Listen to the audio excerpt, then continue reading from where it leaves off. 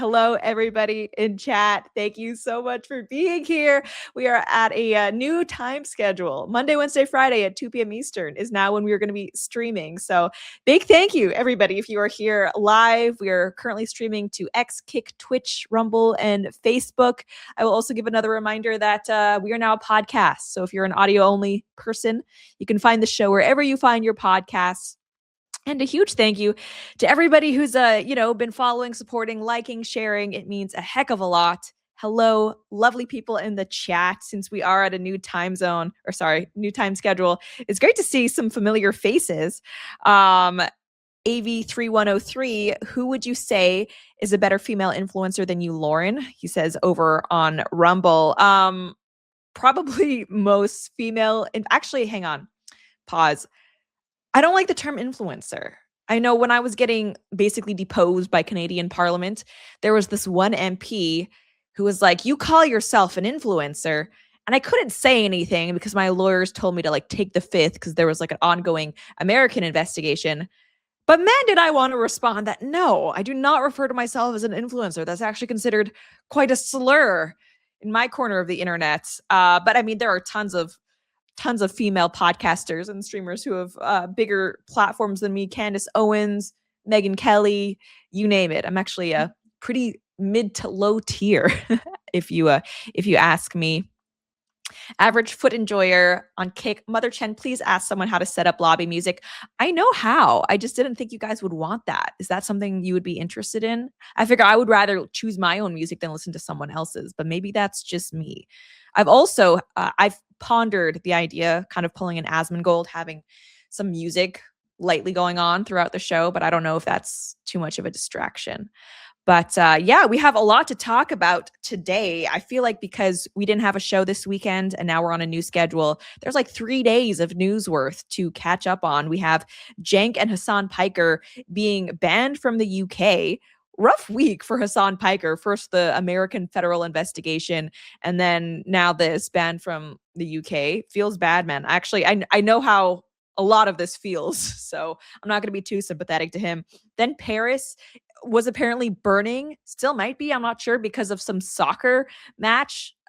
We're going to go over the details, but I feel like whether they would have lost or won, the current demographics they have going on, there would have been rioting either way. Then we'll also catch up on what's going on in the LA mayoral race. Tomorrow is the primary. So that means the way that it works in LA, whichever two candidates, there's currently 3, but whichever 2 candidates get the most votes, they're going to be going head to head with each other in the next election. And whoever wins that is going to be mayor. Then Dave Rubin, he was recently on Jubilee, that YouTube channel. They have the show where it's 20 versus 1. Anyway, he was recently one of those people who was the one. He went up against 20 leftists, and the internet people have some thoughts about how that went for Dave Rubin. We're going to be looking at some clips. And finally, trad wives. Are they a LARP? Is it a thing, or is it just something that people now have made up? And women have always been super empowered and actually a huge part of the workforce. We're going to be going over an article who claims that it's all just internet memes. But let's now start off talking about Cenk Uygur and Hasan Piker. So if you're not familiar with their lore, Cenk Uygur is not just the host of The Young Turks, which is probably one of the biggest independent progressive media outlets, I would say. And of course, Anna Kasparian is his longtime co-host and a producer for that network. He's also Hasan Piker's uncle. Yeah, so we got some nepotism going on there because Hasan Piker, he actually got his start before he was ever a Twitch streamer. He was on The Young Turks, and he kind of, I guess, he got his first taste of recognition on his uncle's platform. So Cenk Uygur and Hasan together, I think, were recently supposed to speak at South by Southwest in London. It's some tech conference. They were each supposed to be on panels. But it looks like the Home Office in the UK said, no, actually, you're not going to do that because word has it now they've both been banned. Cenk Uygur put out a tweet saying, I've been banned from the UK. I tried to get on a flight to London to attend South by Southwest London and give a speech at Oxford. I've been banned for criticizing Israel. Are we free anymore? This is oppression of Western citizens by our own government on behalf of a different country. And Hasan Piker, he also weighed in via tweet. They both did videos we're going to be looking at in just a second. But he put out a post saying, the UK has revoked my visa as well, all at the behest of Israel. The West is betraying, quote, liberal values for a genocidal fascist foreign government. Soon we will all become Israel. Okay, so here's the thing. I just want to make it clear. I think it's kind of ridiculous that Cenk Uygur has been banned. He's pretty mainstream. He's a progressive, but he's not a violent revolutionary. Hasan Piker, that makes sense. That makes sense to me. If you're Hasan Piker and you're spouting off violent rhetoric, sure, I would. If I were the UK, I'm banning you. And I mean, to be clear, it's kind of ridiculous they ban as many people as they do. Specifically, Cenk Uygur and Hasan Piker, literally the only two Muslim men to ever be banned from entering the UK. Kind of hilarious how they're targeting media figures over like, I don't know, actual criminals, potentially terrorists, who knows? But yeah, they've decided to go with media figures. I'm not going to spend any time defending Hasan just because he's like a pretty garbage person. I think it's ridiculous that Cenk has been banned, but the UK has been kind of making this a thing. I don't know if you guys remember, just a few weeks ago, we also covered how a bunch of right-wing speakers were banned from visiting the UK for Tommy Robinson's, the demonstration, the protests he had, Unite the Kingdom, I think it's called. I think it's interesting how a lot of the people who are complaining about Cenk and Hasan being banned, they had basically nothing to say when the likes of Ada Luch, Eva Vladinabrook, and Lauren Southern were banned. I'm specifically talking about Piers Morgan here. We're going to go over what his reaction has been, but let's see the little video that Cenk put out in response to this. The most remarkable thing just happened. I went to the airport to go to London. I'm going to give panel speeches at South by Southwest London and 2 speeches at Oxford. But it turns out I'm not, because the person at the United counter said, you have been banned from the United Kingdom. It says here the government has rejected you. So I already had a visa. It was a 2-year visa. I was in the middle of it. So they went in and pulled the visa, apparently. I had no idea why. And I have to say that it was a bit of a gut punch. It's a little bit hard to shake me, but I was shaken there because if that feeling of having your freedom taken away was so visceral. No, you're not allowed to travel to Oxford, to London, to the United Kingdom. You're banned. You don't have that freedom anymore. Why? At the time, I didn't even know. I saw a Times of London article, which is filled with total nonsense and but a bit of a hatchet job against me. They said it's because I've criticized Israel. Guys, are we free anymore? This is insane. So, okay, so I just want to pause here and say that, when it comes to the issue of freedom, I don't think you have the freedom to visit a foreign country whenever you want. It is a privilege to visit a foreign country. However, I still think we can criticize the UK for this. Even I'm someone who is very pro, you could decide whoever comes in, borders should exist, etc. The reason why I think this is worth criticizing, even if you are not some open borders loony, is that if they are banning Cenk Uygur for his views on Israel, whether that's true or not, we'll get into it. It basically means that if you're a Brit and you hold those same views, the government would banish you if they could.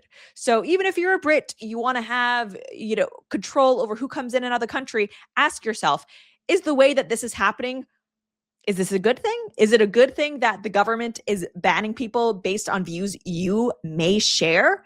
It's kind of concerning, especially I think there's a conversation to be had based around the fact that for the longest time, it seems like there have been boats showing up at the UK, no vetting whatsoever, military age fighting males who are much more likely to be on welfare, commit crime. It seems like they're welcome to come in, but it, for some reason, is the British government's priority to very firmly vet and turn away media figures. Like, really are people in the media the main problem that the UK currently has?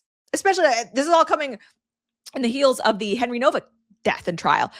Kind of seems like you folks have more important things you should be focusing on. Eric Von Bondi on Facebook, he says, hi, Lauren, you're awesome. Oh, thank you. Thank you so much. Fallen Radiant, always appreciate you, man, on Twitch.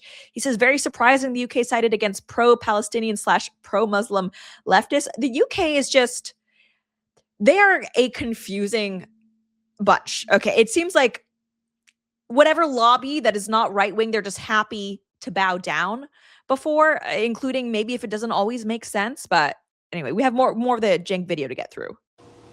60% of America is critical of Israel. They have nothing that I've said that's anti-Semitic because I haven't said anything anti-Semitic.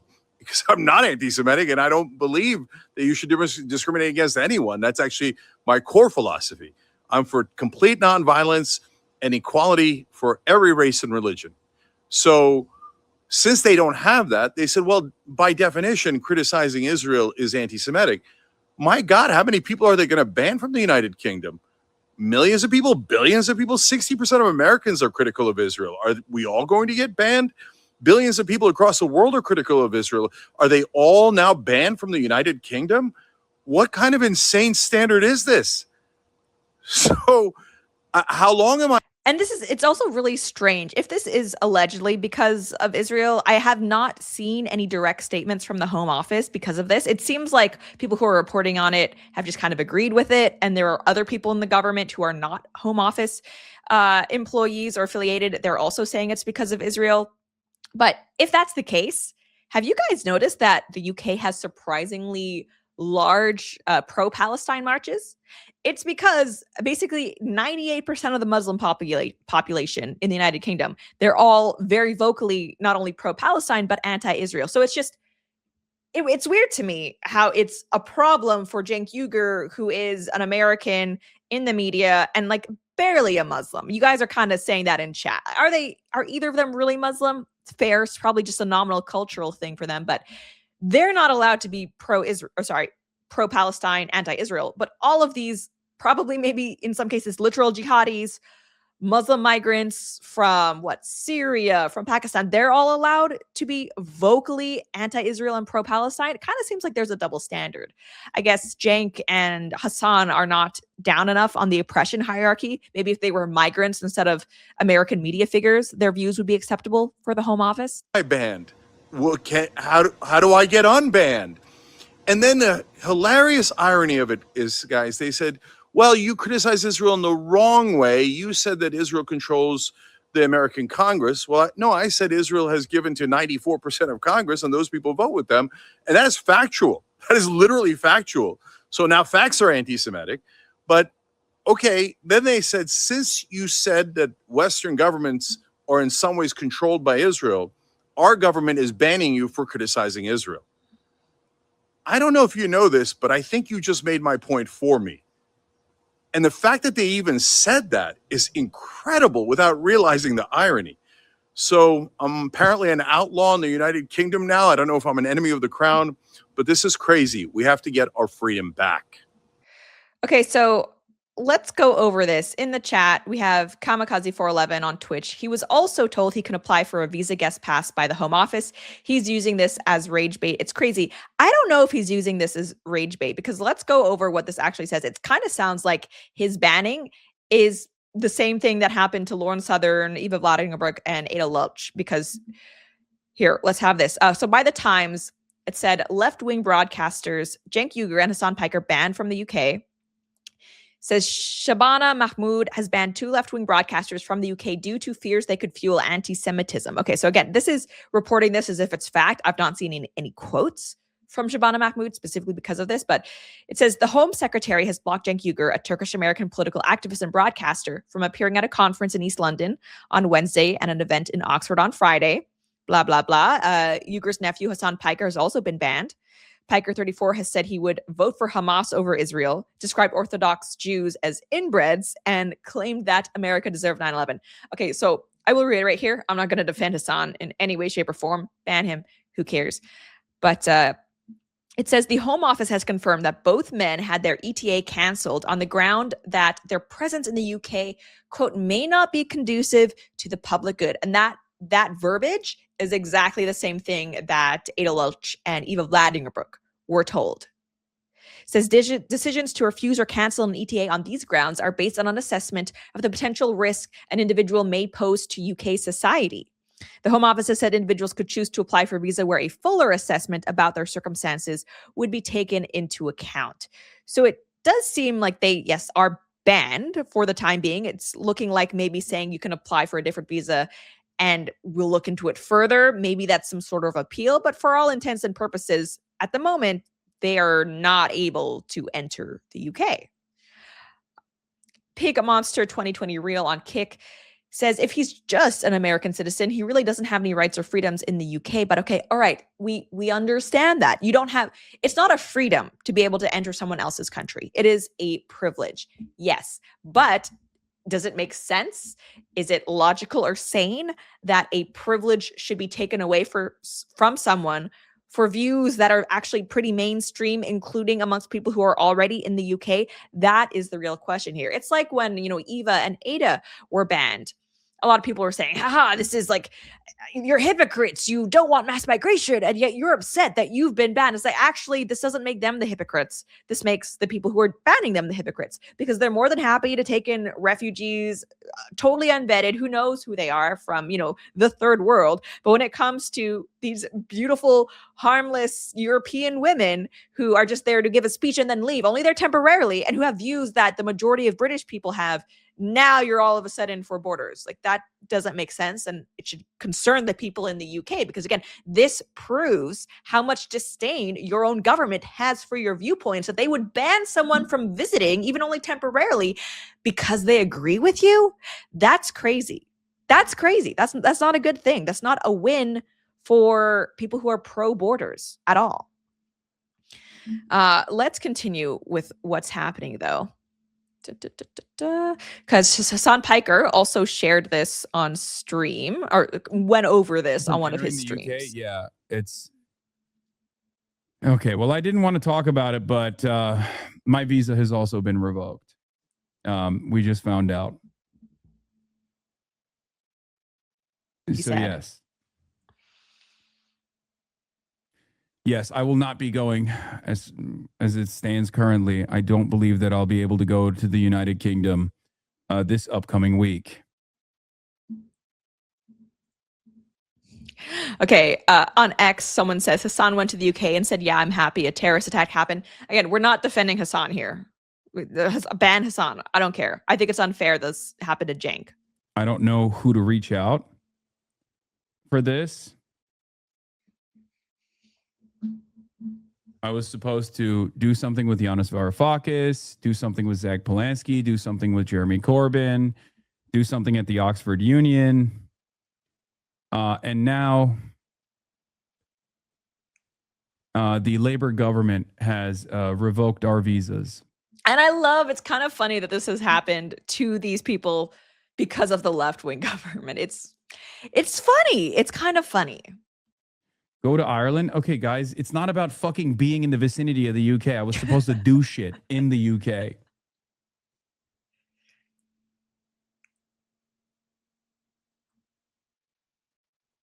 Yeah. Rough week for Hasan. A sad state of affairs where obviously the interests of Israel take the highest priority. And it's sneak into the UK. No, you can't do that. That's not a thing. I mean, it's literally a thing. Bunches of boats show up, but you shouldn't do that. It'd be wrong. Yep. Nick Shirley can go, though, of course, because Nick Shirley is a dog for the fascist state. That fascism is here, right? Like the administration trying to deploy subpoenas against political dissidents in the United States of America. Okay, he's still crying about his subpoena.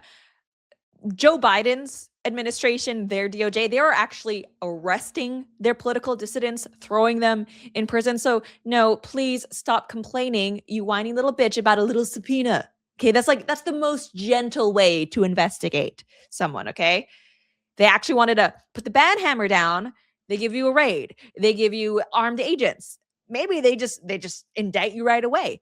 This is like the most mild inquiry into your activities you could possibly have. And again, we don't feel bad for Hasan at all through any of this. But as people have been showing, and the chat has mentioned as well, Hasan recently was actually at Oxford. So it's strange that this ban is happening now, because it's not like, I don't think, at least in the past few months, they've said anything, either of them, Hasan or Cenk, unusual or new. But Hasan actually, he went to Oxford and he gave an entire speech, it seems like, about the dangers of anti-Semitism and how bad it is. And yet still he's being banned for I don't know, criticizing Israel, alleged anti-Semitism. Check this out. Again, I'm not saying don't ban Hasan, but I think it's pretty clear that this isn't because he's actually anti-Semitic. If you want to ban him because he's, aligning with terrorism, fine, makes sense. But I don't think either of these guys are anti-Semites. I think the more you say that, the more you dilute that meaning. It's just like racism. No one cares about being called racist anymore. Most people, I find, they don't even try to deny it now, because if someone just yells racist at you, you basically know you're dealing with an NPC. It's not worth trying to engage. The correct response at this point is just like, okay, whatever. But here is Hasan about the evils of anti-Semitism in Oxford. Anti-Semitism is a canary in the coal mine of fascism. It's one of the oldest bigotries that has caused those of the Jewish faith a tremendous amount of pain.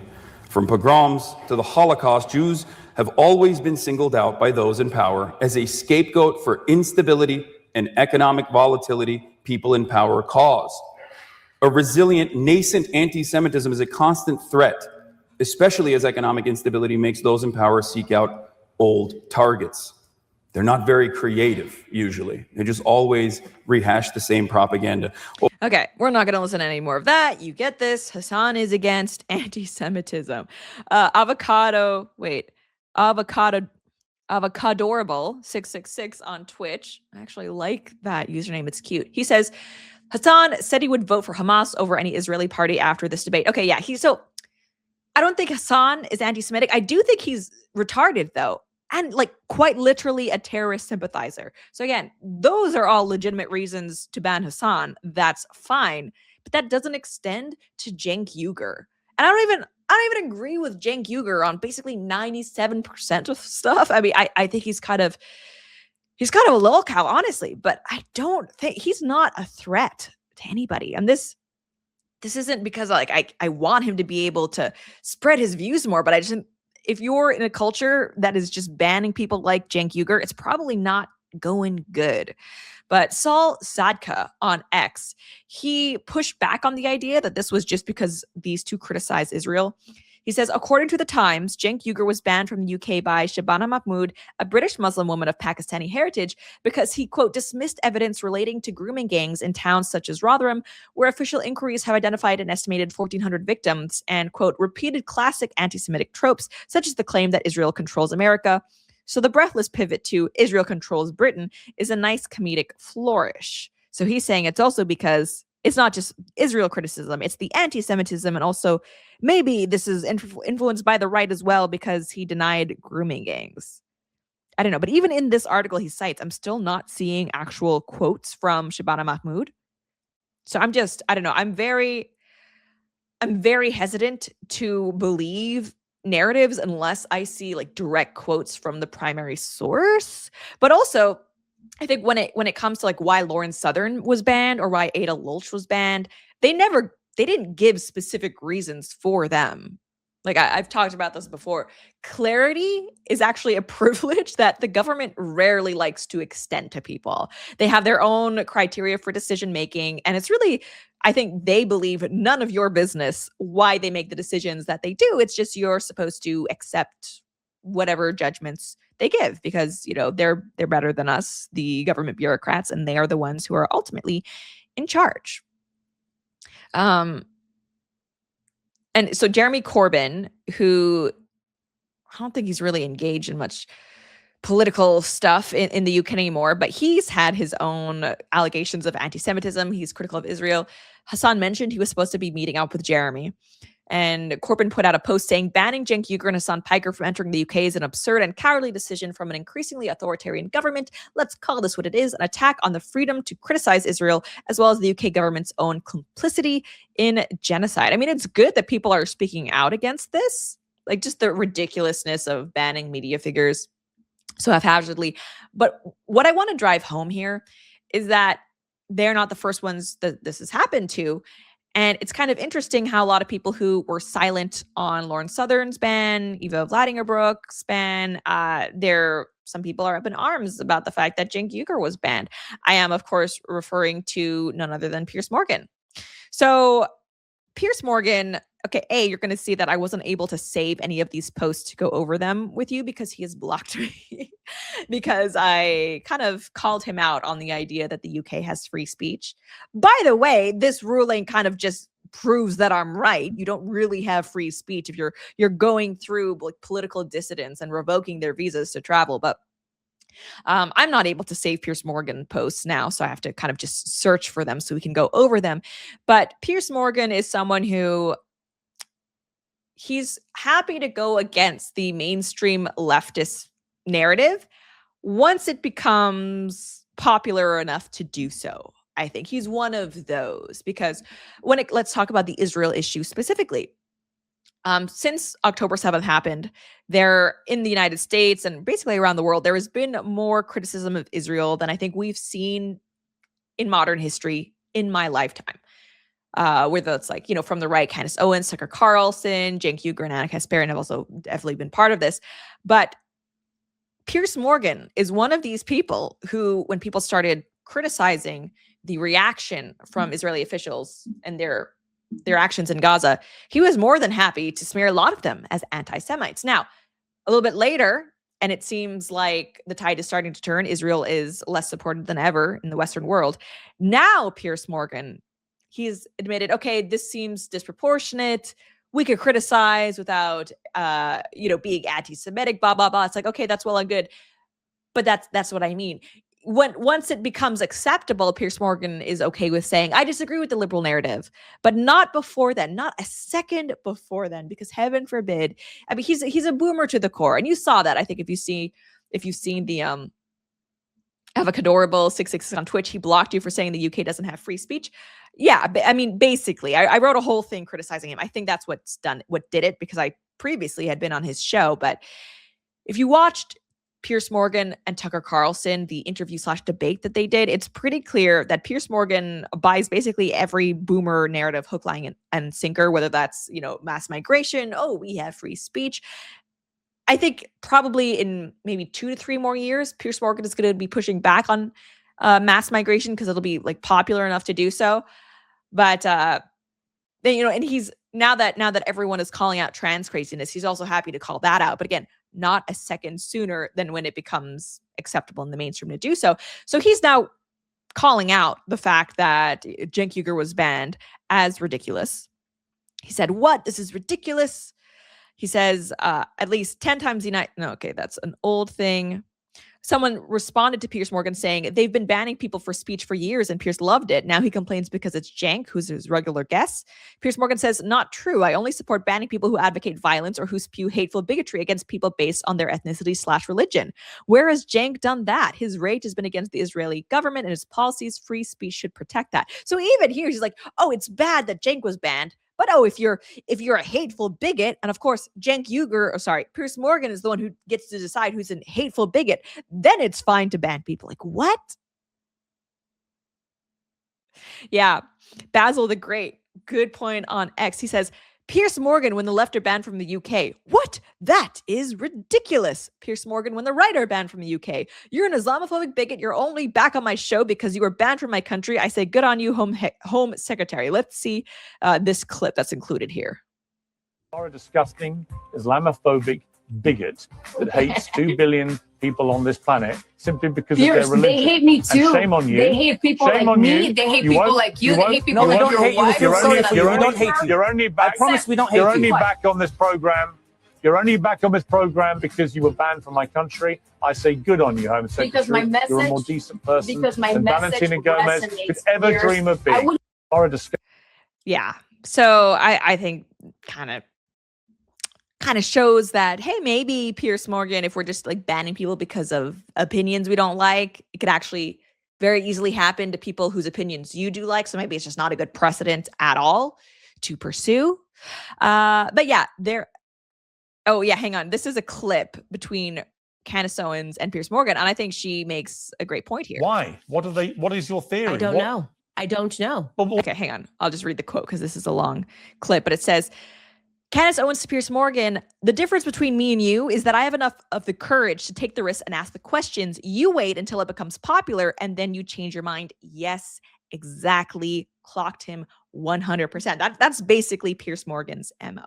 So sad times, I guess, for Cenk Uygur. And it really seems like the UK, them banning these foreign media people, it's ramped up because I think when it happened to Lauren Southern, Brittany Pettibone, and Martin Zellner, it seemed like it was a pretty big deal that it hadn't really happened to people before. But it seems like now every other week this is happening to another person in the media. Again, we just had the whole Tommy Robinson protest. Their speakers were banned. Now it's even happening to left-wing people. It's just everyone now. The UK is like not a free place, if you ask me. It's kind of looking a little grim. But hey, we have hope. We have hope for the British people. Restore. This is one of the reasons why you gotta take power, restore the UK. But let's move on to France. Is anyone going to restore France? Eric Zemmour wanted to. Marine Le Pen wants to. Le Front National, I believe. There is a growing anti-migrant, anti-mass migration movement in Paris or in France, but it's not big enough yet. So recently, there was some sort of soccer thing. I don't pretend to be a sports person, but there was a big game. I believe France won, and it kicked off some riots in Paris. I mean, I guess we should be thankful that they were happy riots and not angry we lost riots. I presume that maybe happy riots are less deadly. Yeah, someone on X saying football. It was a football match. I'm in America, so I'm going to call it soccer. AV3103 on Rumble, favorite soccer team, LOL. It's funny. I've never once watched a soccer game in my life. I'm not a sports person. Actually, one of my more sexist beliefs is that I'm firmly convinced that no woman actually likes sports. No woman actually enjoys watching sports. Some of them lie though in order to get male validation. That's my belief. It's kind of similar how like I don't believe any men are actually feminists. They just say they are as a mating technique to trick women. That's how I think women behave around sports. You don't actually like it. You know it's boring. We all know it's just you're pretending because you want to be cool in the eyes of men. That's my theory. But let's look at, we have this article. USA Today reports more than 200 injured and 1 dead in Paris Champions League celebrations. So soccer fans took the streets a day after Paris Saint-Germain FC beat Arsenal in their second consecutive Champions League win. And we have this from The Athletic. 780 arrested in France after Paris Saint-Germain's Champions League win. And we see here, we're going to look at videos because it's pretty shocking what happened. But basically, Paris was on fire because of this. Sorry. All right, so more than 700 people, it says, were arrested in France due to unrest following Paris Saint-Germain's Champions League final win in Budapest, according to Home Secretary Laurent Nunez. President of France Emmanuel Macron condemning this as unacceptable scenes of violence in Paris. So there were 780 arrests made, of which 480 were in the area of the capital, and 457 were taken into custody. It says last year for the same event, the figure was 592. So we are up 32%, Nunez said.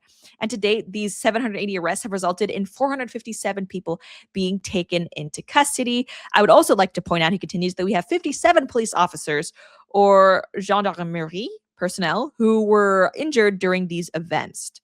So this is shocking behavior, not acceptable. But if you think the reporting of it sounds bad, let's take a look at what the actual footage that has come out of this looks like. So Elon Musk actually weighed in on this. Problems in Paris, he says. And it's literally, if you're listening to this on one of the podcast platforms, first off, thank you for listening as a podcast reminder. We are available basically wherever podcasts are found. But Paris is on fire. Like bikes are on fire. People are running. This looks like a war zone. We have emergency responders there. And if you're watching this, you'll also maybe have noticed that perhaps there's something in common a lot of these rioters seem to have. Perhaps an ethnic background. Look, I'll just say it. These don't really look like ethnic French. And then we have the police security coming through with batons, riot gear. Yeah, like just burning bicycles. Luc Beaufret, he reported as well, major clashes underway near the Parc des Princes. Police officers are being targeted by numerous firework shots and projectiles. And it literally looks like a war zone. Yeah, so we have is one way to describe them. Migrant backgrounds, they're pointing fireworks as if they were guns at police. Yeah, they have like masks on, balaclavas. Yeah, just, normal Western first world behavior for sure.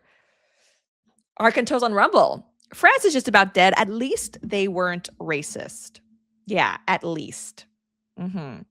Fichika and Rumble. Why would you burn down your own neighborhood? At least go to gated community and do that to the billionaires. Here's the thing. These migrants, they don't view any of this as theirs. They don't view Paris as their city. They don't view France as their country. And so they are more than happy to ruin it. They have no emotional investment. They're just here for the gibs. Basically, these groups, they're just here as parasites to take as much as they can from the host population. They have no investment in making the country better. Their only concern, as far as the country goes, is how much they can get out of it. And that's why they're happy to riot, to make it dirty, to make it dangerous. They don't care. They don't care. Another video, this one posted by Wall Street Mav. Europe imported the third world migrants thinking they would become productive workers and extend the pension system and generous benefits for the aging Europeans. Instead, the migrants went on welfare and burned down cities after soccer matches. Yeah, so we have, again, just more footage. Fire. A lot of fire. Smoke. This is insane. Just gangs of roving migrant men taking over the city, kicking cars. They've broken the windshield. It's chaos. Honestly, it's chaos. I don't know. This isn't really, when I think of Paris, sadly, scenes like this are what I think of now. But no, it didn't used to be like this. Okay, so I'm glad we have this chat. Neocon24 on Kick. First off, thank you for, I guess, commenting. But he says, those are just football hooligans. Man, you guys are dumb. Okay, as we heard from one of the police chiefs or whatever, this is actually getting worse. So no, this is not just hooliganism. Paris didn't literally burn in the past over football matches. This is third world rioting behavior because they have imported the third world. So no, don't try to downplay or dismiss this. Oh, they're just football hooligans. These are migrant gangs who are conducting lawless behaviors. Okay, this is not just football hooliganism. Yeah, more footage of people just stealing bikes. They're on fire. Apparently, these are self-service bikes in Paris that are being burned. This is why you can't have nice things. By the way, behavior like this, you can have self-service bikes in high-trust societies where you don't burn and steal. But otherwise you can't because they just get burned and stolen. So Paul Joseph Watson weighing in here. Their team won, so they riot. If their team had lost, they'd also riot. Something tells me it's not about the football. Yeah. Gert Wilders, he says, if you import Africa, you become Africa. I mean, that's literally just how it works. I don't know why you would expect any other outcome. Oh, yeah. So here's I don't even know if this is from the... No. Is it? I don't even know. Okay, so this video, I'm not sure. Oh, yes. No, it is. This is another video from the Paris riots. It says, here we have Moroccans, Algerians, Tunisians, and Senegalese. We managed to take over Paris in 3 hours. Europe is being conquered in real time, and they're not even hiding it anymore. Let's watch this video.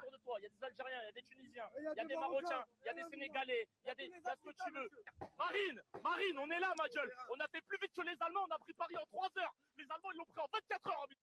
Okay, so he's calling out, this one person is calling Marine, Marine, because that is basically the front runner politician who's calling for an end to mass migration. This man is saying, we've managed to take over Paris and even faster than the German army in 1940. It took us just 3 hours. How is this not an invasion? How is this not just literally an invasion? They're proud of it.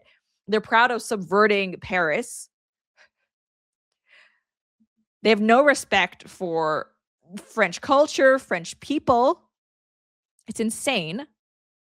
Yeah, and also we have more of the, obviously some little leftists here. Football hooliganism in Europe? Unthinkable. Must be the migrants. I mean, literally, yes, though. Football hooliganism didn't mean burning down the city. And yeah, it must be the migrants because we have videos and we can see that they are migrants who are doing this.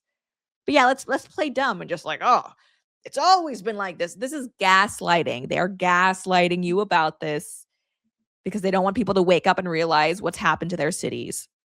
Tommy Robinson, here we have another video of, just like trash everywhere. Young migrant men running around in the streets. We can see with our eyes, these are not French people. Tommy Robinson says, this was Toulouse, almost 700 kilometers from Paris. Yet invaders smashed the place up. They need to go back. We didn't build a first world to have the third world tear it down, remove them. Yes, there is no reason not to remove them. Revolt 24 on Rumble, but think of the diversity of food. Liberals, probably. But that's the thing. Okay, so this is always, and Pierce Morgan played the same card. Oh, but the curry. We can't move them. I want the curry. Number one, we have the recipes. Okay? You know how to read, you know how to cook. You don't need actual third worlders. Also, number two, this is what the left does.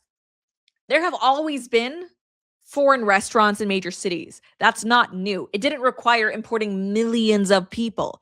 Okay. You could have like one or two restaurant owners, business owners. That doesn't mean you have to open up your borders entirely. So most people, they're okay with limited skilled immigrants coming over and assimilating. The left knows that. And so they want to conflate the idea that, oh, well, if you want those people coming over, basically the Elon Musks and the Melania Trumps of the world, you also have to accept everyone else. No, you don't. It never used to work like that. Okay. You act as if like we can't have vetting. We can't have a system that prioritizes like people who bring wealth with them and want to start business. You can actually, that's how it used to work. In most sane societies, that's still how it works. You don't need to open up the floodgates just to have your curry restaurant. It's ridiculous. Guy Seaton on Facebook, Morgan is a gatekeeper. His job is to convolute every argument. So well said. That is 100% what he is. He is a gatekeeper. Yeah, and also I will say last time I went to the UK, we only stayed in London for like 2 nights. We wanted to get out of there as fast as we could. Curry wasn't even good. I was going to say I've had better Indian food in Canada, but that's not really anything to write home about. But it's like, I feel like that should be a test. If you're going to be here, at the very least, your curry should be good. But all the places who it's not even good, which is an increasing number of them, you just go back. There's no reason to be here. Go back. Poor Eternus1 on Twitch, whose username I will always mess up. A lot of those restaurants are friends to launder drug money, by the way. Probably be right, actually. You're probably right. And that's probably the ones that are bad. They know they couldn't actually just survive on good food. And so it's just a front. Yeah, I think you're probably right. There was this one restaurant, this Lebanese place where I used to live in Montreal. It was never open. And I went there like 2 or 3 different times to get food.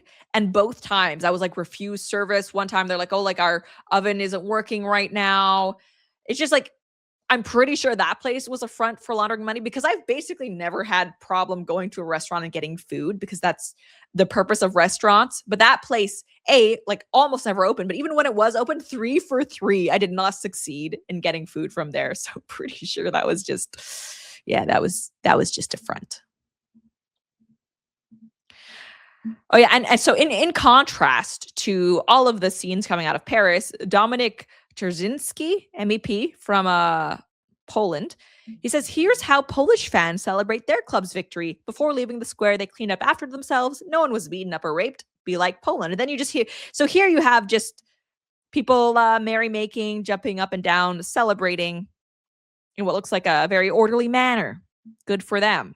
I guess shockingly, it is possible to have a good time, celebrate your team's win without literally rioting. Pig Monster 2020 Real. Chicken tikka masala is a universal favorite, I think. Okay, So butter chicken, this is a tangent, probably one of my favorite dishes. But here's the thing. I consider myself a pretty good cook. I'm not going to lie. And most people like in my life agree I'm pretty good. I've taken cooking classes. I take it seriously. Indian food though, that is one that I'm not good at. I'm not good at making Indian food. If I could make butter chicken, I would basically eat that weekly at home. I have not been able to nail it. I've taken Thai cooking classes, Chinese cooking, jiaozi, mala. I grew up cooking that with my family, but I think it's because I haven't practiced Indian cooking enough. And when you're learning an entire new cuisine, I feel like you got to fall on some grenades and eat some not great stuff. And it's like my family has not wanted to do that. So I have not had the practice that I need in order to cook a competent butter chicken, but that's on the bucket list.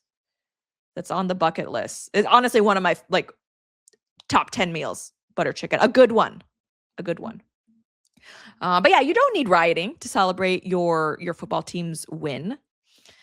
White girl account on X, she says, as a little girl, I dreamed of one day going to Paris, clipping a lock on the bridge, standing beneath the Eiffel Tower, and eating real French pastries and cuisine. As a grown woman, I wanted to stand in awe of the wonders of Western civilization our ancestors built. That dream is being erased right now by third world invaders who are burning and tearing it down to the ground. And so here we have this horrific scene of this riot, the Eiffel Tower in the background, and there's Arab migrant men dancing on top of a car that is on fire. That is Paris in 2026. And actually, hang on, let me look something up. Retard strength on kick butter chicken is tikka masala for children. No, they're not the same. They're similar, but they're not the same.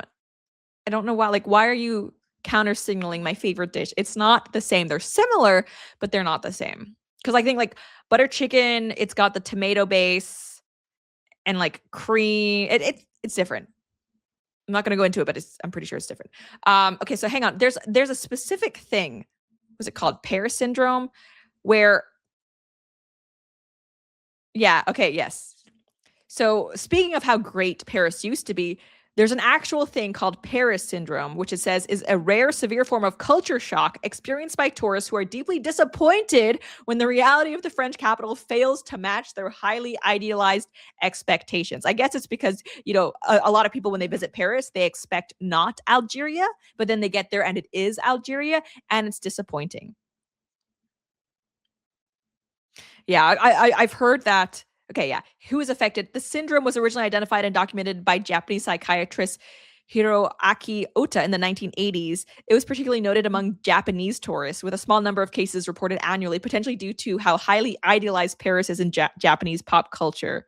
Yeah, however, modern travelers of various nationalities occasionally report similar feelings of extreme letdown. How much of a black pill must that be? If you're a French person, you know that your culture, your country, your capital was so highly regarded by the rest of the world. It was seen as this beautiful, sparkling European gem. But now when they come actually visit in 2026, they are so let down by the filth, the crime, that it actually causes them psychological distress. That is, man. So French people, if you're watching this, please take your cities back, take your country back. It's not too late.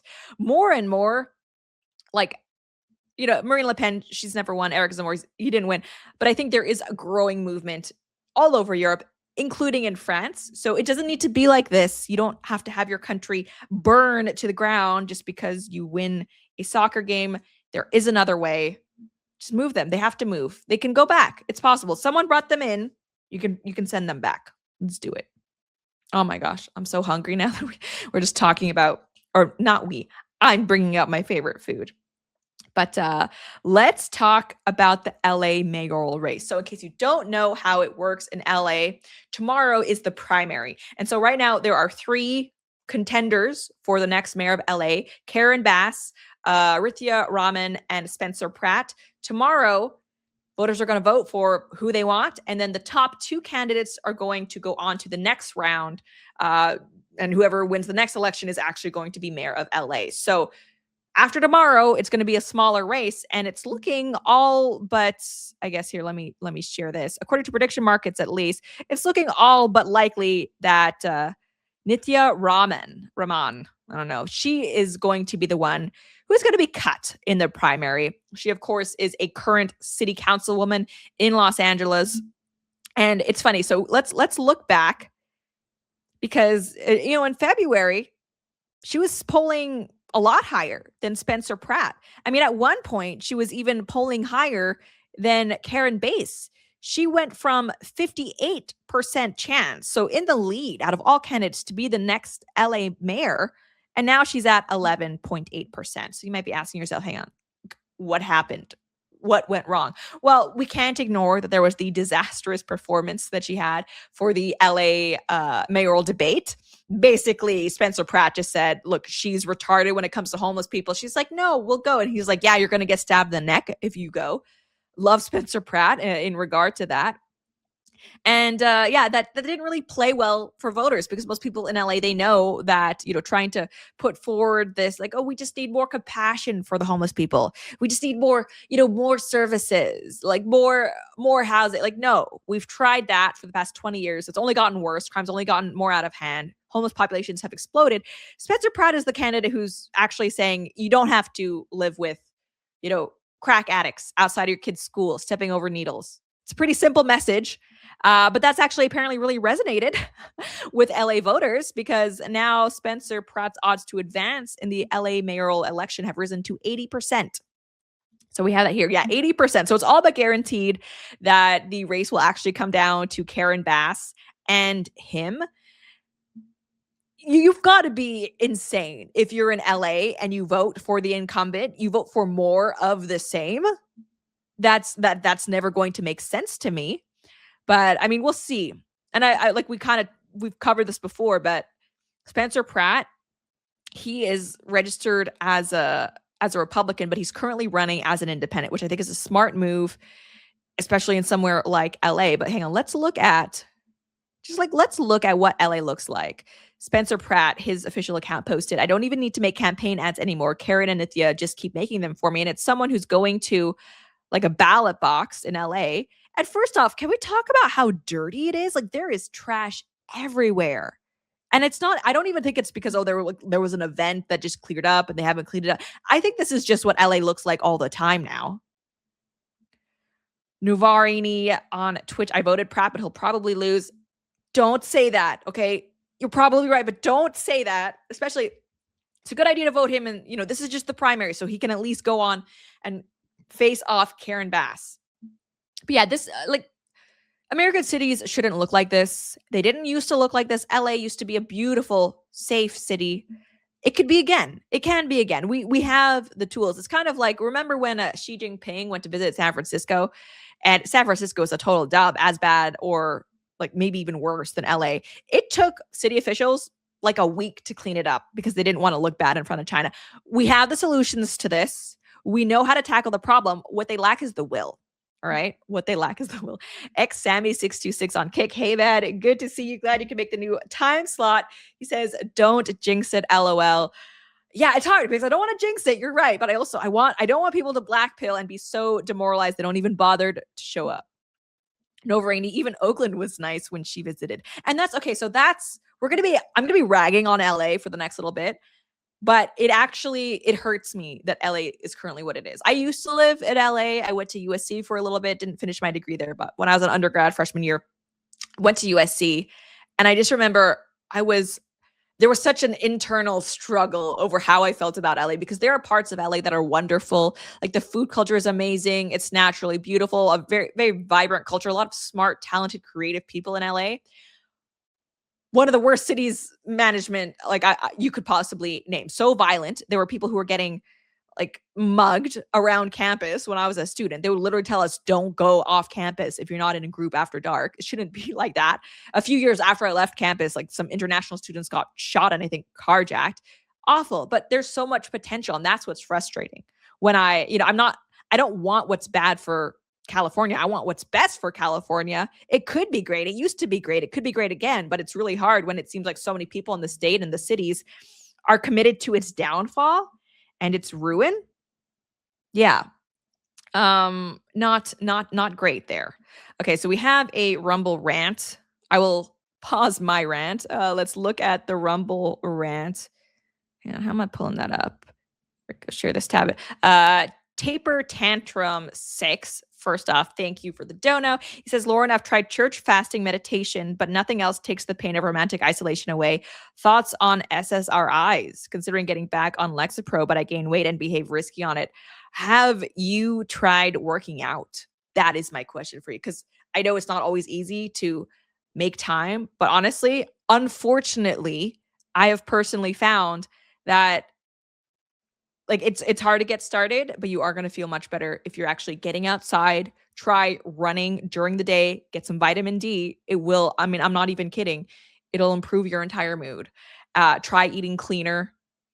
You know, I'm not a big fasting person myself, but try this before you get on drugs, which, you know, we don't know the full side effects of, like long term, how they're messing with our brains. Before you try something like that, try carnivore. It's hard at first, but try carnivore. Try running outside, getting some exercise. Do that for 2 months. Okay, I've been on carnivore, and I was shocked at how much energy I had, how much less anxiety. I think there's a lot of ways that we're poisoning ourselves that we don't even realize. You know, but we're, as humans, we're not meant to be in front of screens in dark rooms all the time. So I'm sorry that you're having a hard time, but try some other stuff before you go on medication is what I would say. Okay, we're back. Okay, so yeah, so Spencer Pratt, he also apparently went on with Bill Maher. So let's see what he had to say. So it's a 3-person race. It's Well, you. not anymore. After the debate, the one lady, the communist socialist, What's she her- went her from name? Councilman Raman. She went from Councilman Raman, She went from yes. 64% on Kalshi to 8%. So she got bodied. come She's on. done After one debate? with me. Yeah, But she 'Cause wasn't at 64%. She She wasn't was. leading. she was. She was leading Karen Bass? Yes. Yeah, so that's not great. Like, imagine your debate performance is so bad, you basically torpedo your chance. But people are, the more they see, it seems, of Nithya Raman, and I think a lot of people, there was initially almost this like astroturfed push to make her into the next Mamdani. Oh, there's this kind of youngish, progressive, ethnic candidate. Let's put a lot of media attention on her. Let's try to push her to the spotlight. But people generally liked Mamdani the more they saw of him. He's well-spoken. He comes across jovial and smart at the very least. But same cannot be said for Nithya Raman. And this is a great example of this. So she's probably best known for, at one point when she was a city councilwoman, she objected to a measure that would move homeless encampments further away from schools. So you couldn't camp out if you're a crackhead right next to a school. Seems fair to me. She was against it. And there's some footage of her trying to justify her stance, and it doesn't hold up, if you ask me.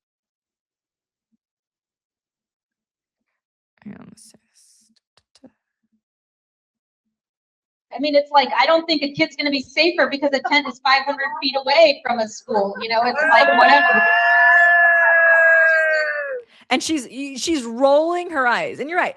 You know, 100 to 500 feet, maybe it won't make a difference, because I think the tent should be nowhere near a school. It should be even further. You shouldn't be allowed to just camp out on a sidewalk. That's insane. But you can see she's dismissive. Like, oh, well, it doesn't really make a difference. 100 feet, 500 feet, like rolling her eyes at parents who are upset about the prospect of their kids having to deal. So I woke with up this homeless. morning. And so contrast that reaction to this. Now, there are these protesters who don't support Raman, who now they've started moving homeless encampments outside of her house, trying to give her a taste of her own medicine. And this was her response to that. Behold the hypocrisy. To a sound of commotion outside of my window, and I looked out the window and I realized that there were people setting up like a homeless encampment outside of my house. Multiple people outside of my house. This is somebody who wants encampments on our streets, that she lets encampments be there. I have 2 little kids. I mean, it's like, I don't think a kid's going to be safer because a tent is 500 feet away from a school. You know, it's like, whatever.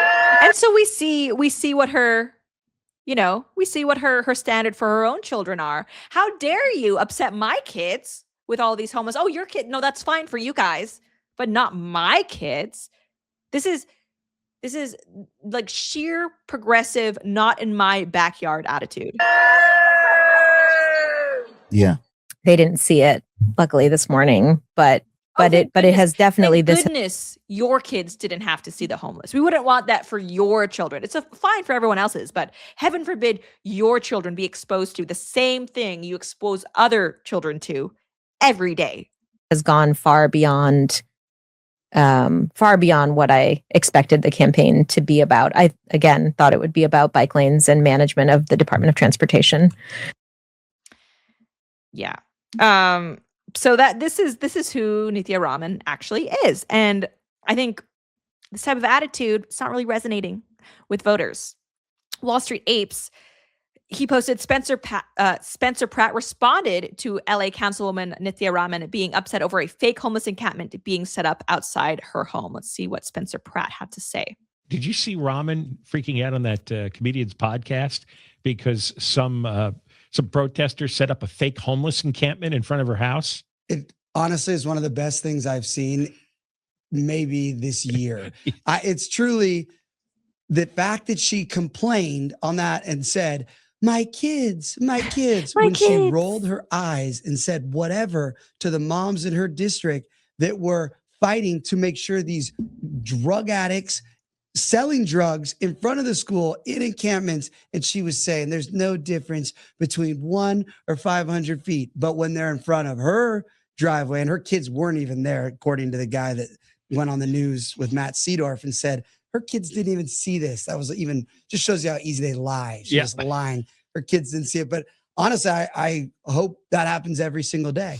I hope people do that to her every day and tell. Yeah, and that's the thing. It's because she's doing this to other people with her terrible leadership. So why should she be exempt from the mess that she's put the other Angelinas in? She realizes that there is a difference, and these moms and these parents do not want any people experiencing homelessness, as Councilman Raman would say, that's right, in front of their kids either. So they should be on her block until she cares about other people's blocks. I thought it was the best thing ever. And then yeah, I mean, it's just basically giving her a taste of her own medicine.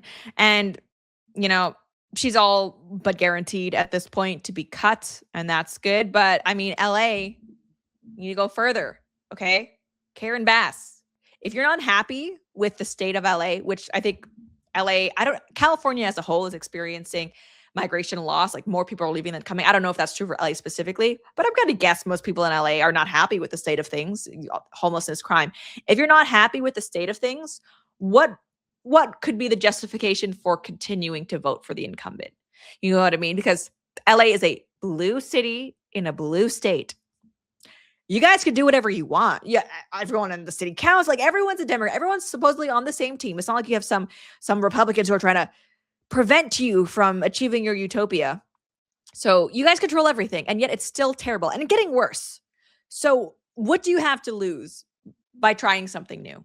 What's the worst that could happen? Because it kind of seems like LA is already experiencing the worst you could possibly imagine. I mean, your parts of your city have burnt down because of incompetent management. So what else could happen? What more could Spencer Pratt do to you? Give it a try. Give it a shot. Vote for something different for once. That's my advice to you. Eric Von Bondi on Facebook. California is doomed. Too many idiots in charge. I lived there my whole life, but moved to Alabama a couple of years ago. I mean, you're probably right, but hey, we could be hopeful, and then if and when Karen Bass does win, then we can continue making fun of LA and California again. But until then, let's try for a hopeful attitude, because I would so enjoy seeing LA kind of return. And wouldn't that be nice to have a contrast between LA and New York? Like, hey, if for no other reason, LA, vote for Spencer Pratt to one up New York. You'll be the better city between the two of you forever if that happens. Can you imagine? New York is only going to be getting worse and worse. Crime up. Mamdani's crazy, but LA could be getting better and better. You could really stick it to those New Yorkers. Just imagine that. Imagine their faces. Let's do it, LA. Let's do it.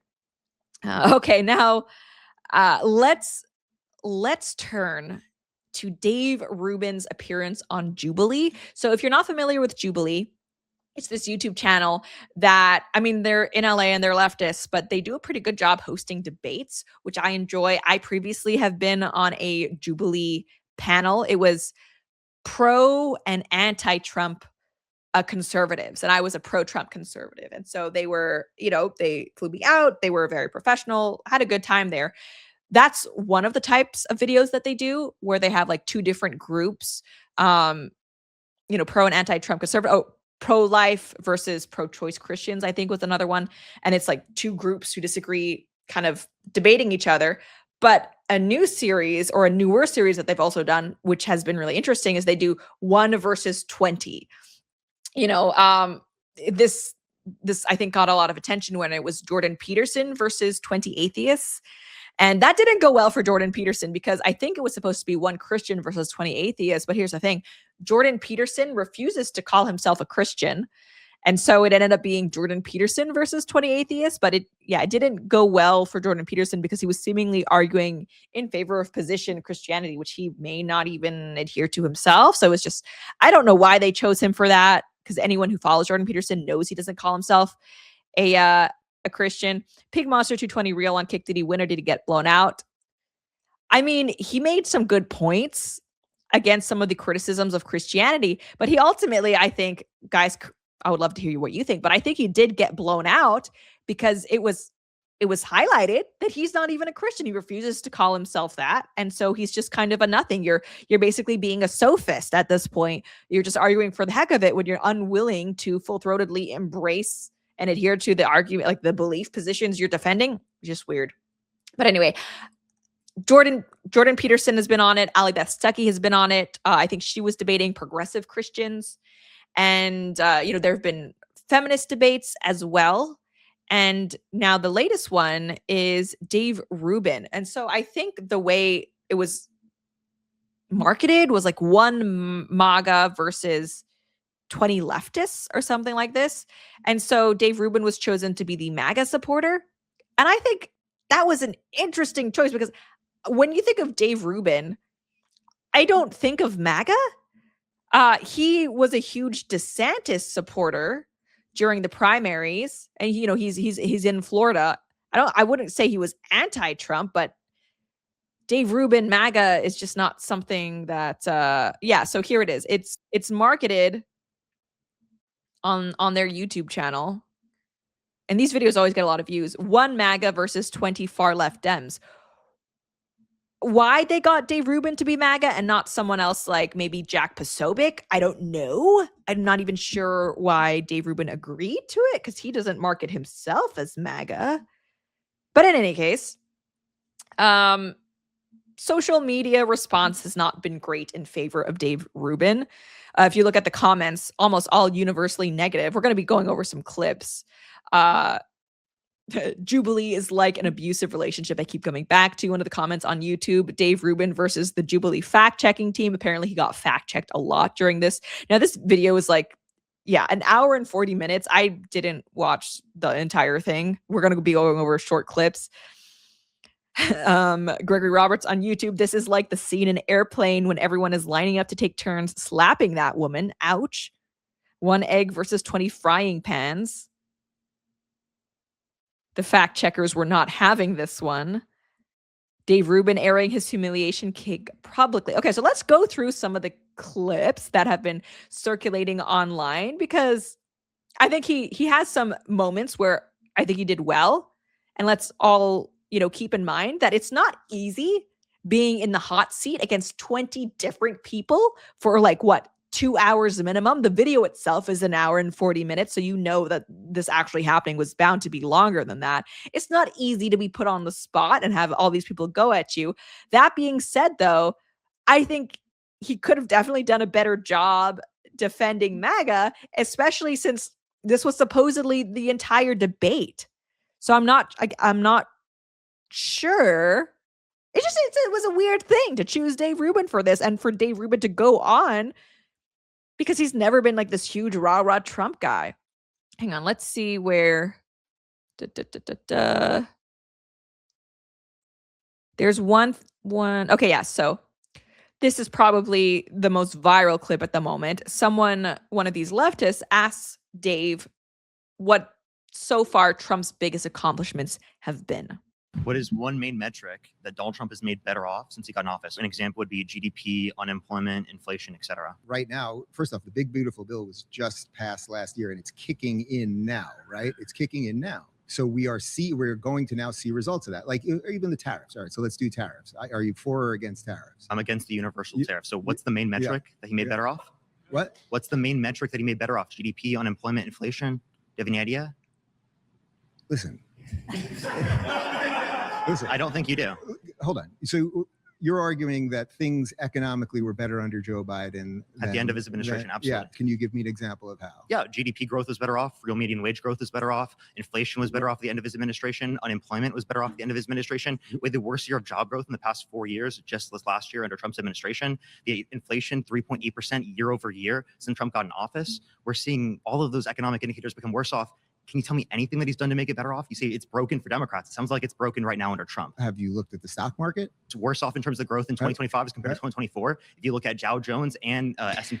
Okay, so that wasn't a great hit for Dave Rubin. And I think it's interesting because there's definitely things you can say in response to that. Okay, so GDP growth, a lot of people are saying, oh, it's lower under Trump. There have also been a lot of deportations that have happened over Trump. So GDP, like when we're talking about it in the macro, not GDP per capita, it's actually a pretty terrible way to measure how the economy is going for the average American. So if you import 5 million people, the GDP is going to go up, but there's going to be graph go up, number big, good. But there's going to be a lot of ways that life is actually worse for the average American. So I don't really care about things like GDP growth because it doesn't mean that your life specifically is better. If you want to see what Trump has actually improved the lives of Americans with, you can look at things like the housing market is actually getting more affordable. And that is in part because he has instituted, mass deportations, not as massive as I think a lot of people would want. But I think there have been like 2 million people, including self-deports, that have actually left the country. So that's put a lot of, a lot of ease into the housing market. Prices are finally going down. I hope they continue to go down. For the average American, maybe boomer homeowners aren't happy about that, but for the average American, that is a good thing. Also, this guy says, oh, well, job growth is not good. If you look at where jobs are growing, it actually is a Trump win because under Joe Biden, the bulk of job growth creation was actually going to foreign-born workers. That means people they are importing. That's not necessarily a good thing for the average American. If you look at job growth under Trump, job creation is overwhelmingly going to people who are actually Americans, people who are born here. The economy is becoming more pro-American. And I think that's a huge metric of success that you didn't really see under Joe Biden, right? It's not just the American economy. It shouldn't just be like, oh, it's great for, I don't know, these random Mexicans that have snuck across the border. You want an American economy that works for Americans. And that pivot is happening under Trump. It's not necessarily captured when you look at like, hang on, the graph is not going up as much, but the way that it impacts everyday Americans, it is improving. Fallen Radiant also makes a good point. Job growth was artificially high under Biden because it was really COVID recovery, i.e. just regressing to the mean. That's true. They shut off the economy with COVID and then they turned it back on and they counted people being able to go back to work as, oh, we have a job creation. Like, no, that's not what it is. You're simply not actively preventing people from working anymore. That's not the same thing as creating jobs. See Warner 312, why wasn't Lauren on that Jubilee debate? They actually did ask me on to be one of those like 1 versus 20, but it was this random one that I wasn't really interested in. It was, they wanted to do like one RFK supporter versus RFK detractors. And I like RFK, but I just don't feel like I'm as big of an RFK stan as you should be if you're going to be going into that. And so it's like, maybe I had the discretion that Jordan Peterson and Dave Rubin didn't have to say, am I the best person for this? Because I feel like if that's going to, like, you really should believe in your position. You should be very well read. And it's like, when it comes to RFK support, like, that's just not me. I don't love everything he's done. I have criticism of it. But so it's like, I feel like a lot of people in the media, the ego is so big that anytime they're like offered this opportunity, like, yeah, I'll take it. I'll do it. You need to ask yourself, are you the right person to do this? Because you're not always. You are not always. Inevitable China Rumble. Thank you for being here, man. One of our beloved mods. What topic would you do a 1 versus 20 on? That's a good question. I'm not actually sure. Maybe mass migration is something that I care about. Crime is something that I care about. But like, I'll be the first. There are issues where I admit I'm not the most researched. I'm not the most passionate. And when it comes to that, I'm perfectly happy to take my name out of the hat and be like, no, you'd probably be better off talking to someone else. All right, but the S&P 500. Yeah, something else that Trump has done that Dave Rubin, I don't think he even mentions, but there are certain things that he's actually, as an executive, tried to do. Like, he's tried to stop major companies, like all these investment institutes, from buying up single family homes in the same amount. That's, again, like making the housing market more affordable. Previously, there were also certain types of investment plans for 401ks that federal employees and Wall Street could invest in that the average American couldn't. And those also happen to be the more lucrative types of investments. So now Trump has changed that ruling, meaning that if you're an everyday American, you do have the same investment opportunities as federal employees, as Congress. Arvold 24, 1 versus 20, government overreach with Lauren Chen. Government overreach in general might be something interesting, but then, you'd probably even then be better off getting a libertarian, because I'm for small government, but I'm not a libertarian. And I feel it would be more interesting, and you could get to the crux of the issues more if you got an actual, like, full-throated libertarian versus someone who's, openly progressive or just for big government. Conversation.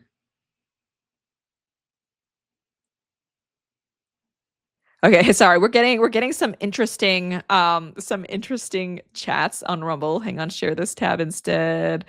Okay, Fidget Guy. He says, why do progressive Christians exist? They are Christians in name only.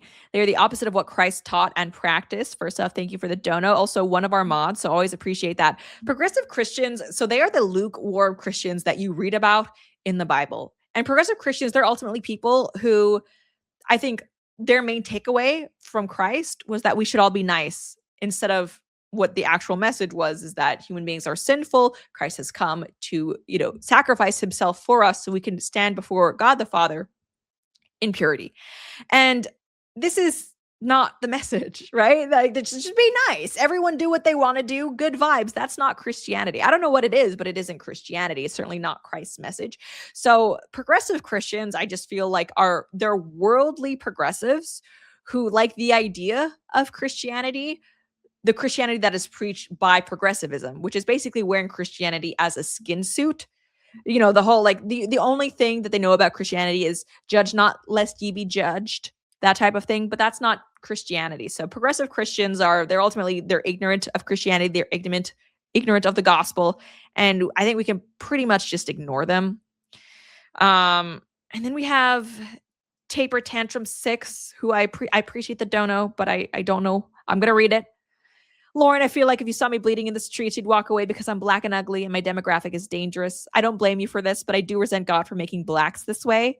So if I saw someone bleeding in the street, I would call the police or the ambulance, because I will admittedly say that as a woman, I don't feel comfortable just approaching random people on the street, and I don't think it's necessarily wrong for me to also take my own safety in consideration into there. Yeah, so not quite sure what to do with that, but let's keep going. Watching Dave Rubin try to defend himself. And so maybe this is why Rubin chose to take on this debate. One of the big issues that they spent time on is that they spent a lot of time going back and forth over the Iran war. Now, I don't know if you know this, but Dave Rubin has been a very loud Zionist, especially since October 7th happened. Very hawkish, which is strange because he previously was, more the libertarian stance. Usually libertarians aren't hawks, but when it comes to the Middle East, he made it known, very, very much a hawk. And so maybe he felt, since that Trump has kind of initiated or at least taken part in this whole Iranian military conflict, he could defend it. Here is how that conversation kind of went. So let's start. Well, first off, the disastrous war, the quote unquote disastrous war that you're talking about. You're talking about a 40-day military operation that stopped an apocalyptic regime from getting a nuclear bomb and exporting terrorism throughout the world. And we're now in Oh, Dave Munn, weapons of mass destruction. It's not going to go good for you. an economic embargo of them, right? We've basically done a blockade of the Strait of Hormuz. So to say it's a disastrous war, we've done a blockade. We did lose. Hang on. We did lose 13. We did lose 13 of our soldiers, and that is and killed over terrible. 200 children. But things happen in war, right? Yeah. Yeah. So he did just say this is not a war, and then he very quickly pivoted to things happen in war. Not great. Well, things do happen in war. You got, wait, you can laugh at that. Hold on. Listen, you want to talk? I war is the last. If Donald Trump wanted to prevent the Islamic Republic of Iran from obtaining a nuclear weapon, he could have just stuck with the Iran nuclear deal that he ripped up. No, and Iran did not enrich past the 3.67. Wait, they didn't enrich past the 3.67% agreed upon in the JCPOA. They only got to 60% after Donald Trump left that deal. I'm impressed with your talking points. You got impressive talking points, and you memorized them well. They're not correct, but I am impressed. Okay. First off, the Iranians admitted in the negotiations right before the war started that they were enriching past what they were allowed to. That's number one. Number two, can you agree or verify their claims? It's one thing to say, oh, this is what we're doing. So fact check here from Jubilee. IAEA reports and U.S. analysis show Iran did not enrich uranium beyond the JCPOA's 3.67% limit until after Trump pulled the U.S. out of the nuclear deal. Iran started exceeding that cap in 2019 in response to the withdrawal. So Dave Rubin is objectively wrong here. And it seems like that was a pattern in the fact checks. Dave Rubin did not hold up well to the scrutiny. What we are agreed to, et cetera. But you have to be able to verify that. And the idea that we have people on the ground or the UN or some third-party organization that can verify what they're actually doing. The IAEA assessments agree with me. And Tulsi Gabbard, our director of national intelligence, testified in front of Congress last year. And according to the entire intelligence community, Iran did not have a nuclear weapons program. Okay. That they didn't have a nuclear weapons program. They were enriching past the point that they were allowed to for civilian use. Everyone knows that. But allow me. But do you understand the weaponization process is different? And it's interesting that he's choosing to make this about the nukes because wasn't there also this whole military operation? Was it last year based on the same?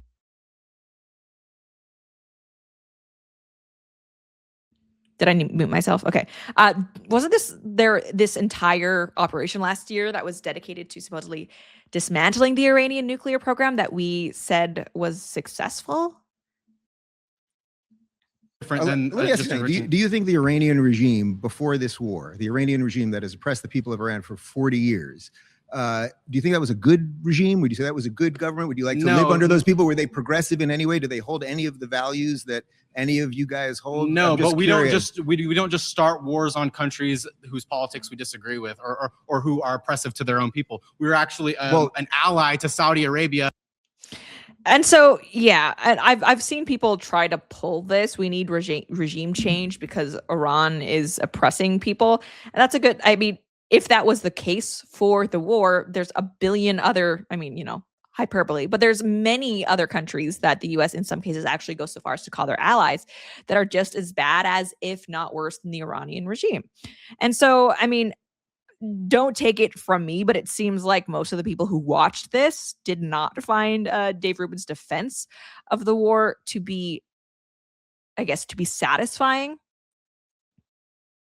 And so another interesting clip is one where they go over, the homosexuality issue, because Dave Rubin, he's in conservative circles, obviously, but he's now pressed by one of the Jubilee people over the fact that conservatives, especially social conservatives, they're not in support of a lot of the things that he does. Gay marriage, surrogacy. How does Dave Rubin reconcile that? Let's take a look. I'm really a big fan. I've been watching you since all the way back in the Sam Harris era. Oh yeah. And then I remember you softening me up. Okay. No, you brought on Stephen Molyneux, the white nationalist, and I was like, this guy just loves ideas. He just loves all different types of ideas. I love that. But yeah, just wanted to talk right now specifically about the difference between progressive values and the MAGA coalition. Sure. It seems to me that all of the ills that are attributed to wokeism are typically things that people find annoying. So people being overly, policey about their pronoun usage or talking about specific groups that might seem extremely marginalized. That's what I typically hear from the right. I don't hear like a degradation of like society unless it's the far theocratic right. So it's funny, I get called a conservative all the time. I actually happen to be a liberal in the You're a truest liberal. sense, in the truest sense of liberal. You should join the circle. Unfortunately, and progressives are not liberal as a general rule of thought. Yeah. Yeah, for me, I just feel like that type of like annoyance that wokeism presents to the world is a lot less dangerous than like, I don't know, the coalition that you're a part of that like condemns people for having children when they're engaged. I mean, it's not just annoying to have people listing their pronouns. It is dangerous. We have people who have gone to like actually been sentenced to jail for not respecting pronouns. We have people who've had their kids taken away from them for not respecting the idea that gender is whatever you feel like it is at the time. Like there are people whose lives have been ruined. They've been sterilized under like the in the name of this whole trans craziness. So it's not just annoyance. I mean, I'm surprised Dave Rubin didn't push back on that. Like this is serious stuff, especially if you claim to care about women's rights. Women should have the right to like women's only spaces. This is a very fundamental thing. It's not just annoying to allow male sex predators into women's spaces, including spaces where they have access to little girls. I don't understand why Dave let that premise slip. Marriages, or says things like, you know, people that are of particular sexual orientations don't deserve the same equal rights. Well, would you say that that's something that's dangerous? A coalition is going to have all sorts of people in it. So it's like MAGA, if we were talking ideological about, diversity. Yeah, if we were talking about what MAGA is, what I like about MAGA actually is that it's not a specific set of you have to believe this exact set, right? You have to believe these exact some people in MAGA can things. believe like gay couples can have kids, and others can believe like that's degeneracy and those people need to be jailed. Just see what they said about that pedophile couple that are trafficking kids. What's her name again? Are you talking about Dave Rubin? Oh, Dave Rubin. That's it. Yeah, Dave Rubin. Yeah. Coming soon, baby one. Where did they steal this kid from? About for crime, right? Okay, so hang on. Do we get back? So like obviously Dave did pay a woman for her babies. I think 2 babies. This is what this leftist is referring to. A lot of people in the conservative movement don't like that. I think surrogacy should be banned entirely, especially commercial surrogacy. A lot of countries already ban it. Actually, the tough answer to that is yes. You want to talk about the trans issue, sort of. Okay, so kind of jumps around that video. Where is there? Because they get into Here, let's try this. Your friend was Michael Knowles, right? Yeah. So what's that coalition again called? I think it's like Less Equal, that's trying to actually get rid of Obergefell and overturn gay marriage rights. Does that not concern you? Well, first off, I've never heard of that specific organization, but what I can tell you, you're friends with them. Michael is part of. I just don't know what you're talking about. But what I would look it up right now. What I would it's say called is Less Than, and it's Lila Rose, Michael Knowles. I think it's what's that guy's name at the Daily Wire, the head one? Okay, but that's not Donald Trump. I understand they want to go away from this. No. That's not Donald Trump. That's not the head of the party. I have friends well, first off, Michael and I are friends, but there is a cap on our friendship. There actually is. Friends with someone who doesn't want you to be in love, my man. He doesn't want me to be in love. He's had dinner at my house with his wife. My husband cooked for him. That's against. And so, see, they have Dave on the ropes here again because, you know, Michael Knowles, he's a Catholic. I think he is a devout Catholic. He's very clear marriage between man and a woman. And I see, if I were Dave Rubin and I had to explain this, I would say that, you know, as an American, the issues that are in my private life are not as important to me as things like the economy, as things like, you know, foreign policy, you know, et cetera, things that the Trump administration has been very clear on. And we can also say that, hey, Trump, he's, you know, the first president to come into office supporting gay marriage. I wouldn't make, like, he should not accept the premise that Michael Knowles needs to condone his bedroom practices in order for them to be friends. That's ridiculous. You shouldn't, because he doesn't. Michael Knowles is conservative. He's Catholic. This is a losing battle for Dave. This is uncomfortable. So I want to have a word with him. No. But think about what you're saying. I get Dave, it. No. Think about what I'm saying. But what I want to say your name. Wait. Hold on, champ.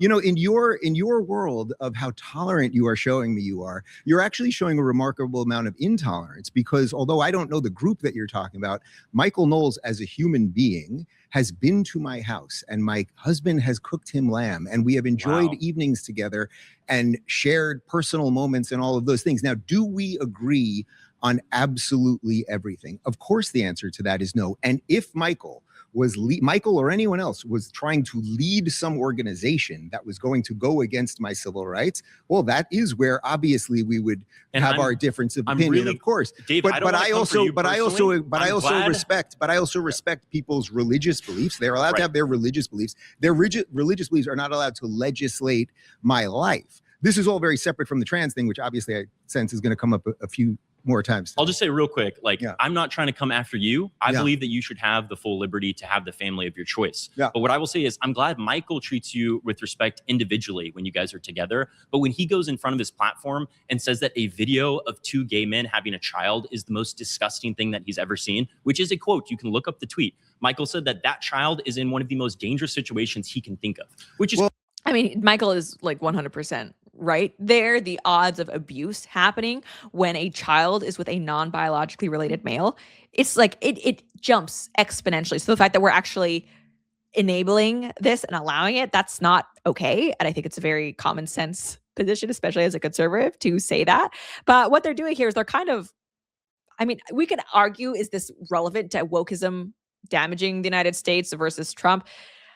I think Dave is not winning on this issue. crazy to think of all the abusive parents that actually live in this society, regardless of sexual orientation. And you're going to look at a happy family and say, this is disgusting.